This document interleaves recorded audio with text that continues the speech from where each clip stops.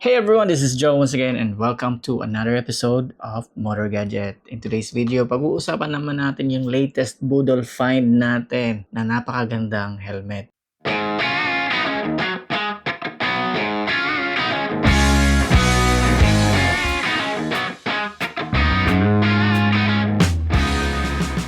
Kung naghahanap kayo ng adventure helmet or dual sport na klase ng helmet, ito na yata yung pinaka budget friendly without sacrificing the quality and safety na helmet na makikita nyo today. And without further ado, let me go ahead and show that to you. So this is a helmet na galing sa Spider. Let's open it up.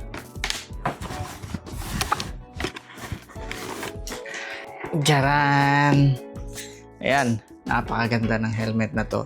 Ito nga pala yung tinatawag nilang Flux. Ito yung Spider Flux na helmet na kung makikita nyo dito, meron siyang peak, beak, at dual lens na rin to. Okay, so pag-usapan muna natin yung features and look niya dito sa labas. Okay, so unang-una mapapansin niyo na itong ang helmet na ito ay adventure type of helmet sa nakikita nyo ngayon. Subalit, I would call this, ito nga pala parang hybrid na helmet na to. Kasi if ever na bumili kayo ng helmet na ito at meron kayo iba't ibang motor, meron kayong pang adventure na helmet at meron kayong sport na helmet, ito yung perfect na helmet para sa inyo. Alam mo kung bakit? Dahil itong beak niya dito sa taas, pag tinanggal mo to, para siyang nagiging sport helmet. So, papakita ko sa inyo. At ang maganda dito, itong beak na ito, unlike sa ibang natin na mga adventure helmets, kailangan mo pang screw and screw, which is medyo hassle yon at medyo matagal yung process na yun, lalo na kapag nasa ride ka at gusto mo tanggalin yung beak dito. Ito, kailangan mo lang pindutin dito sa mechanism dito, mayroong mechanism. Pag pinindot mo yan, pwede mo na siya matanggal.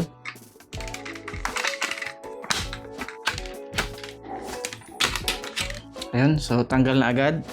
At makikita nyo dito na parang standard helmet na lang siya, di ba? At ang pogi niya, ang ganda niya pa rin. Kahit na wala siyang beak. Actually, ang ganda niya talaga kahit wala siyang beak. At ang kagandahan dito is dahil usually yung mga dual sport or adventure helmet, yung shape ng kanyang shell is medyo mahaba dito. Ito, standard lang talaga siya na shell na meron lang talaga siyang pwedeng ilagay na beak.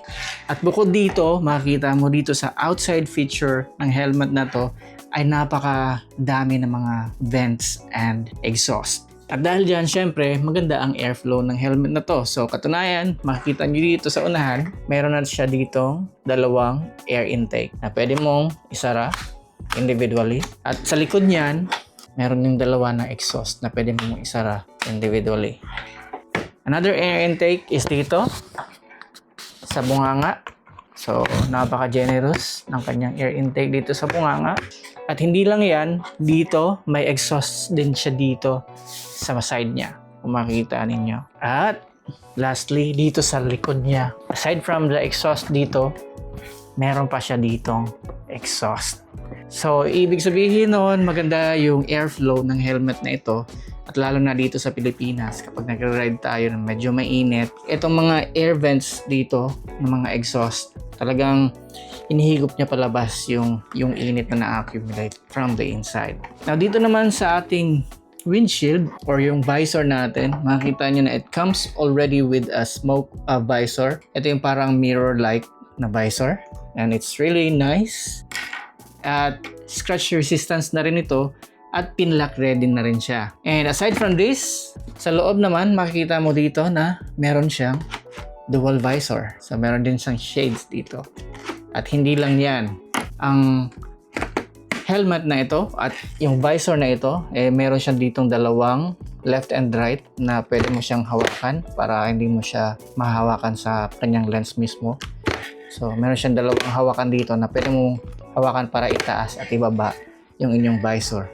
At hindi lang yan, ang Spider helmet, although it comes already with a smoke visor, it also comes with another clear visor. So, ayan. So, kung ayaw nyo ng smoke visor, it also comes with a clear visor na pwede mong ipalit dito sa smoke visor niya. Okay, so ito yung appearance niya outside without the beak.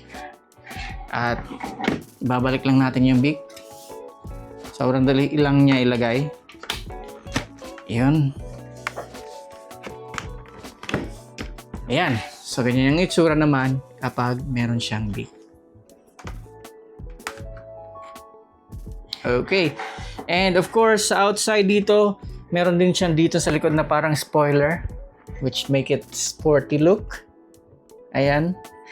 At meron siyang of course dito ng sticker, latest ECE R22.26. Ito yung pinaka-latest na standard safety rating ng mga helmet, European standard, na mas realistic yung mga test na ginawa para mag-pass itong helmet na ito. So ibig sabihin, this kind of helmet passed those standard at hindi mo na kailangan gumastos ng malaking pera para lang magkaroon ng helmet na merong ganoong kind of standard. Okay, so dito naman sa loob, ito yung padding niya. Maganda, quality yung padding niya. Malambot, napaka-premium. And also, meron na rin siyang chin guard ba ang tawag dito? Or chin cover. So, nakakadagdag din yan sa pagiging quieter ng helmet na ito. At ang kanyang pang-lock is quick release. Yan. At dito sa loob, meron na rin siyang provision for the intercom. So, intercom ready na rin siya. So this helmet, it comes with 3 colors as far as I know. Meron ako doon nakita na white at ito nakita natin, ito yung silver version, silver and black version. So napakaganda niya. Bagay na bagay ito sa ating ADV 350 at lalo na doon sa mga naka ADV 160 or other adventure bikes out there, bagay na bagay ito. Dahil nga, sabi ko nga, it is an hybrid type of helmet na pwedeng pang sport at pwede rin pang adventure. Ang price range ng ganitong klaseng helmet, hindi ka maniniwala, for this kind of feature and for this overall quality na napakaganda, it will only cost you around 4,500 to 4,800. So below 5,000 lang. Meron na kayong ganitong klaseng helmet na nakapass ng standard, ng latest standard, ng European standard at hindi ganon kamahal. When it comes to weight naman, ang weight ng ganitong helmet nakalagay dito is 1,650 and syempre mababawasan pa yun pag tinanggal natin yung beak. Nung ginamit ko siya, okay naman siya actually. Hindi naman siya ganun kabigat. So ganito siya. Ganito ang itsura niya kapag nakasuot yung helmet. Yan, napaka-pogi. Yan. Okay. This is large, so snug fit. At dito, kapag meron kayong eyeglasses, pwede na rin siya sa eyeglass. Madali lang siyang isuot. Kagaya nito. Nakikita ninyo. Testing. Ayun. Ito naman yung ating dual lens sa loob. Ito naman ang itsura kapag naka-close. O, diba? Okay, so actually trinay na natin to bago pa natin ginawa ng video dito for a review. And when it comes to sa performance ng ventilation niya, wala akong problema. Maganda yung ventilation niya. At the same time, yung noise quality, yung noise or yung airflow sa loob, normal lang na naririnig ko, hindi siya maingay kagaya ng ibang na-try ko na helmet. So maririnig pa rin yung, of course, yung hangin na dumadaan sa mga vents. But aside from that, wala naman na akong naging issue when it comes to that. I would say from 1 to 5 na rating when it comes to being quiet. Ang number 5 is the quietest. 1 is yung maingay. I would say I would rate it around number 4. So yeah, talagang actually for the record, hindi ko binabalak bumili ng ganitong klaseng helmet. I was eyeing for another helmet which is LS2 na adventure helmet. Nung nakita ko to in person, wala na akong nagawa. Sabi ko, I would rather have this helmet. First time natin magkaroon ng ganitong klaseng brand na helmet. Usually ang helmet na hinahanap natin would be HJC, LS2, Shoei, and we know that that will cost a lot with those brands. Pero ito, napakasulit at hindi ako nagsisisi na ito yung binigli natin na helmet. Napakasulit talaga when it comes to pag nakita nyo to in person, sa quality, sa build, sa feature, andyan ang lahat. And yet it costs under 5,000 pesos.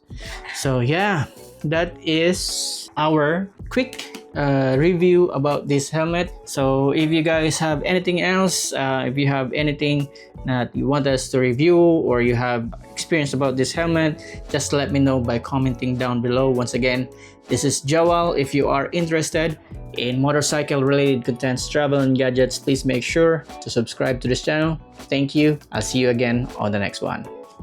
Bye.